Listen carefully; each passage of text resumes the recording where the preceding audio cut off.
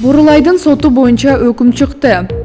Бишкек шаарынын Свердлов райондук сотунун судьясы Санжар Чотонов Бурулай Турдали кызын ала качып милиция бөлүмүнөн өлтүрдү деп шектелип жаткан Марс Бодошевдун мүлкүн конфискациялоо менен 20 жылга эркинен ажыратты. Кылмышкер жазасын күчөтүлгөн тартипте өтөт. Ал эми кылмышка катыштыгы бар деп айыпталган Акмат Сеитов 7 жылга кесилди. Камакка алынгандар жабырлануучу тарапка материалдык чыгым үчүн 300 000 сом, моралдык чыгым үчүн 500 000 сом төлөп берүүгө милдеттендирилди.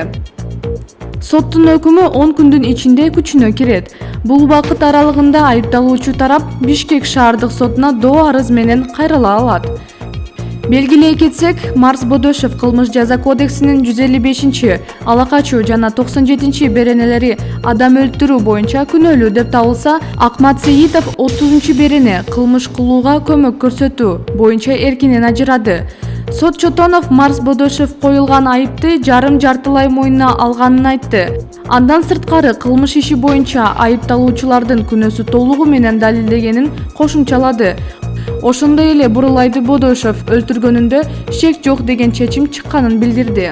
Айыпталуучулар Бодошев менен Сеитов өкүм чыгардын алдында акыркы сөзүн сүйлөп, соттон ишти адилеттүү карап берүүнү суранышкан.